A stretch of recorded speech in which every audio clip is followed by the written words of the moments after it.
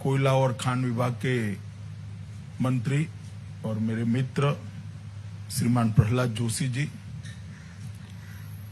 सचिव कोयला श्रीमान जैन जी और देश भर के 10 राज्यों में फैले हुए 150 स्थानों पर उपस्थित आज के वृक्षारोपण अभियान में सम्मिलित कोयला विभाग के सभी कर्मचारी, अधिकारी, श्रमिक भाइयों को मैं इस कार्यक्रम के लिए बहुत बहुत शुभकामनाएं देता हूं। आज का ये कार्यक्रम और भी महत्वपूर्ण इसलिए है कि कोयला विभाग ने आज का दिन चुना है। आज लोकमान्य तिलक और चंद्रशेखर आजाद का जयंती दिन है। ये दो ऐसे महापुरुष थे जिन्होंने अपना सर्वस्व जीवन, पूरा जीवन की क्षण क्षण देश को समर्पित की। आजादी के आंदोलन में बाल गंगाधर तिलक, लोकमान्य तिलक के योगदान को सदियों तक नहीं भुलाया जा सकता। एक ऐसा व्यक्तित्व था जिनके सामने दो रास्ते थे, ईश्वर ने दी हुई बुद्धिमत्ता, ईश्वर ने दी हुई विद्वता, इसका उपयोग और उपभोग स्वयं के लिए करना या देश के करोड़ों गरीबों के लिए करना, देश की आजादी के लिए करना, देश की संस्कृति और अपने धर्म को आगे बढ़ाने के लिए करना। और उन्होंने बड़ा कठिन रास्ता चुना कि इस देश को आजाद करने के लिए पूरा जीवन समर्पित करें। इतनी विद्वता, इतनी बुद्धिमत्ता, इतनी चातुर्यता होने के बावजूद स्वयं के लिए कुछ करे बगैर भारत के जन जन के अंदर स्वतंत्रता की भावना को जागृत करना, इसको सुदृढ़ करना और उसको एक आंदोलन का स्वरूप देने में बाल गंगाधर तिलक, लोकमान्य तिलक का बहुत बड़ा योगदान रहा। स्वतंत्रता के लिए उन्होंने दिया हुआ मंत्र, आजादी मेरा जन्मसिद्ध अधिकार है, वो मंत्र आज भी भारत के युवाओं को प्रेरित करता है। और मैं मानता हूं कि उन्होंने जो शुरुआतें की, चाहे गणेश उत्सव की शुरुआत की, चाहे लोगों को साक्षर बनाने की शुरुआत की, चाहे संस्कृति को आजादी के आंदोलन के साथ जोड़ने की शुरुआत की है, इसी के कारण कहते हैं कि लोकमान्य तिलक भारतीय संस्कृति की, भारतीय चेतना की आत्मा थे।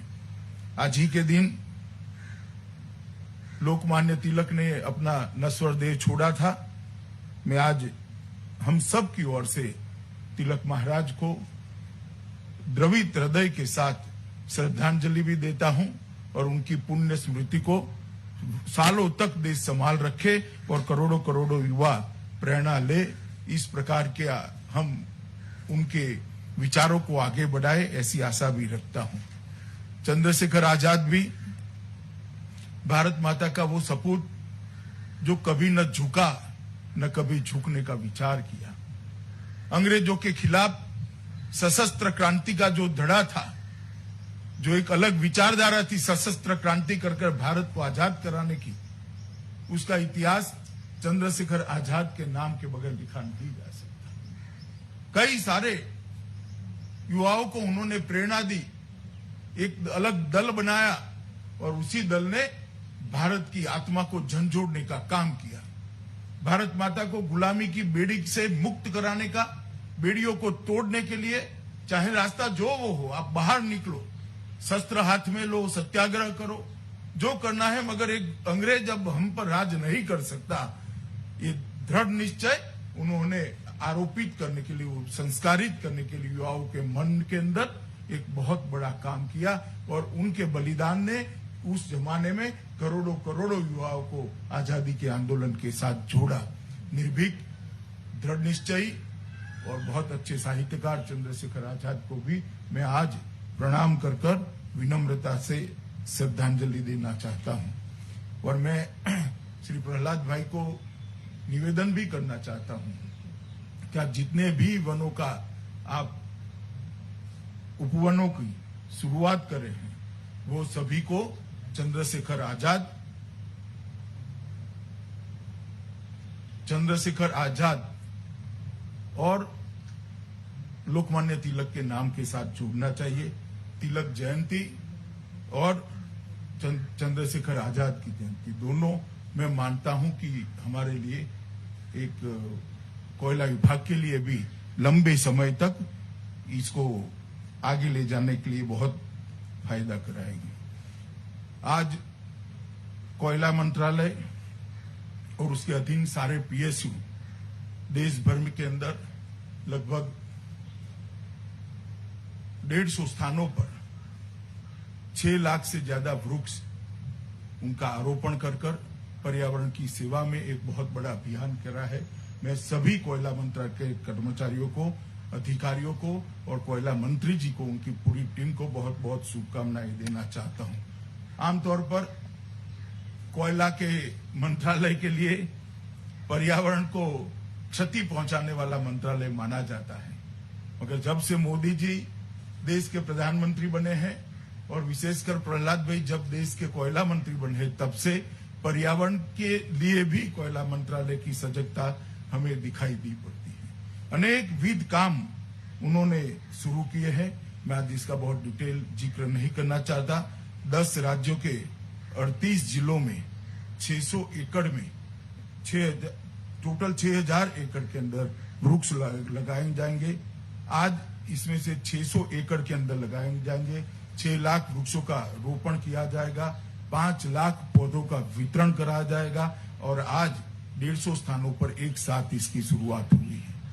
मित्रों, जिस प्रकार का जीवन हम जिए हैं और एक विकास की अंधी दौड़ के अंदर हमने भारतीय संस्कृति के मूल मंत्र था कि प्रकृति हमारी माँ है, उसका दोहन कर सकते हो, उसका शोषण नहीं कर सकते हो। वो मंत्र को हमने भुलाया और उसी का परिणाम आया कि जो ओजोन का पड़ है, ओजोन का स्तर है, इसके अंदर कई बड़े बड़े छिद्र पैदा हुए और सूर्य नारायण की गर्मी सीधी पृथ्वी पर पड़ने लगी। इसके कारण पृथ्वी का तापमान भी बढ़ा है, जलवायु पर इसकी गंभीर असर उत्पन्न हुई है और जलवायु परिवर्तन से आज पूरी दुनिया डरी हुई है। और इसका एक ही रास्ता है जो हमारे पुराणों ने बताया, हमारे ऋषियों मुनियों ने बताया कि वृक्ष मानव का मित्र है, वृक्ष ही हमें इस संकट से बचा सकता है। और हमारे यहाँ कई ऐसी पौधों की जातियां, प्रजातियां हैं जो 100-150 साल तक जीकर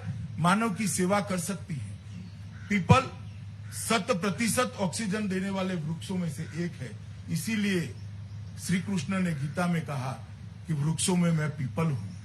उन्होंने पीपल को अपने साथ इसकी तुलना कर पीपल का महत्व बढ़ाया। इसी तरह से नीम और कई प्रकार के जामुन, नीम, बरगद, कई पेड़ ऐसे हैं जो सबसे ज्यादा ऑक्सीजन भी देते हैं और लंबे समय तक जीते हैं। मेरा आग्रह है कोयला मंत्रालय से कि आप जब भी वृक्षों का चयन करें, इस प्रकार के प्राकृतिक परंपरागत वृक्षों का चयन करिए जिनका आयुष्य बहुत लंबा है।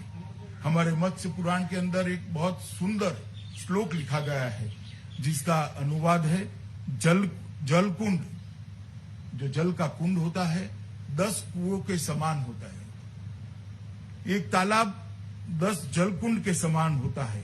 एक सुपुत्र 10 तालाब के समान होता है और एक वृक्ष 10 पुत्रों से भी ज्यादा पृथ्वी का कल्याण करता है। यही बताता है कि वृक्ष हमें कितना दे सकता है। और आदिकाल से ही वृक्ष के महत्व को भारतीय संस्कृति ने स्वीकारा है और भारतीय संस्कृति ने इसको बढ़ावा भी दिया है। मैं मानता हूं आज का कार्यक्रम सिर्फ ये सीजनल कार्यक्रम न बने, पूरे कोयला मंत्रालय के हर नीचे के नीचे कर्मचारी का संस्कार इससे बने कि हमारे दायित्व देश के पर्यावरण को, दुनिया के पर्यावरण को संभालना भी है। और मुझे भरोसा है प्रहलाद भाई के नेतृत्व में ये जरूर होगा। विगत 6 सालों का देखें तो कोयला मंत्रालय ने अनेक नए इनिशिएटिव मोदी जी के नेतृत्व में दी है और प्रहलाद भाई ने ये 1-1.25 साल के अंदर इसको बहुत गति देने का काम किया है। पहले जब कोयला और खनिज की खदानें होती थी, तब खनिज क्षेत्र के मजदूरों के लिए, वो वहां की जनता के लिए कोई विचार नहीं करता था। डिस्ट्रिक्ट मिनरल फंड का गठन कर आज लगभग 39,000 करोड़ रुपया नरेंद्र मोदी जी ने वो क्षेत्र जहां खदानें लगी हैं इसके विकास के लिए लगाया है, और 35,000 छोटे छोटे प्रकल्प अब तक पूरे कर दिए गए हैं। मित्रों, बहुत बड़ी उपलब्धि है। खदान पर देश का अधिकार है, देश की जनता का अधिकार है। खदान विकास की द्योतक है, विकास को आगे बढ़ाने के लिए ऊर्जा प्रदान करती है, परंतु इसके साथ साथ जिस क्षेत्र में खदान है, जो वहां से विस्थापित किए जाते हैं, इनके कल्याण की भी देश को ही सोचनी चाहिए, देश की सरकार को ही सोचनी चाहिए। पहली बार डिस्ट्रिक्ट मिनरल फंड के माध्यम से नरेंद्र मोदी जी ने इसकी शुरुआत की। कोयला का बहुत बड़ा भंडार हमारे यहाँ पड़ा, 30 साल तक कोयला जला न पाए, इतना कोयला हमारे यहाँ पड़ा है, और कोयला हम इंपोर्ट कर रहे हैं। जैसे प्रहलाद भाई ने बताया, इंपोर्ट कोयला जितना भी होता है वो दुनिया में हमारी अक्षमता को उजागर करता है। अगर देश को आत्मनिर्भर बनाना है, आत्मनिर्भरता के नरेंद्र मोदी जी के नारे को चरितार्थ करना है, तो कोयले के अंदर स्पीडी खनन, सबसे ज्यादा जल्दी खनन कर आयात को लगभग शून्य करना पड़ेगा। और इसलिए कोयला क्षेत्र में एफडीआई और इसके साथ साथ वाणिज्यिक कोयला खनन का आरंभ अभी नरेंद्र मोदी जी ने किया है। मुझे लगता है कि कॉमर्शियल माइनिंग की जो शुरुआत प्रहलाद जोशी के समय में हुई है, कोयला खदानों के इतिहास देश का जब भी लिखा जाएगा, प्रहलाद भाई और नरेंद्र भाई के नाम को जोड़ना पड़ेगा, क्योंकि देश को आत्मनिर्भर कराने की दिशा में एक बहुत बड़ा कदम है। कोल बेस्ड मीथेन की भी शुरुआत हमने की है। 2 CBM ब्लॉक झरिया और रानीगंज के लिए हमने इसका शुरुआत किया है। ईज ऑफ डूइंग बिजनेस के ढेर सारे पैरामीटर्स को कोयला के कारण ही गति मिली है।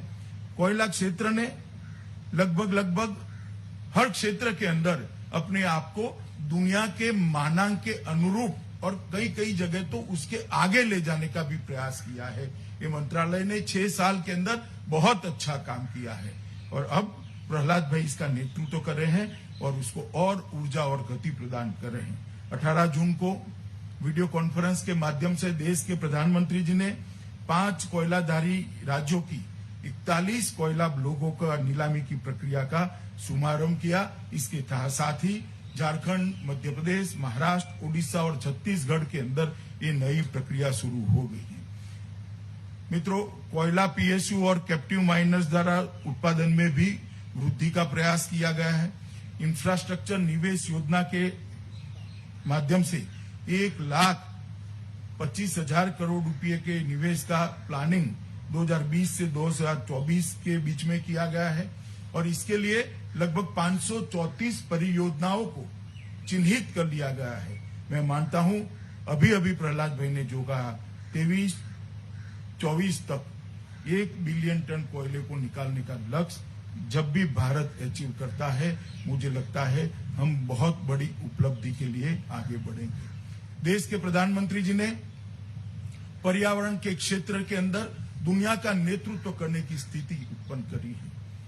8 करोड़ घरों के अंदर धुआं दूर कर लकड़ियां और टहनियां और कंडे जलाकर जो माताएं बहनें रसोई करती थी, उनके स्वास्थ्य का तो नुकसान होता ही था, परंतु साथ में कार्बन डाइऑक्साइड का उत्सर्जन भी होता था।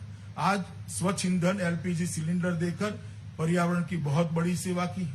ढेर सारे शहरों के अंदर CNG पंपों की एक लाइन बिछाकर CNG के माध्यम से गाड़ियां चलाने से भी स्वच्छ ईंधन का काम हुआ है।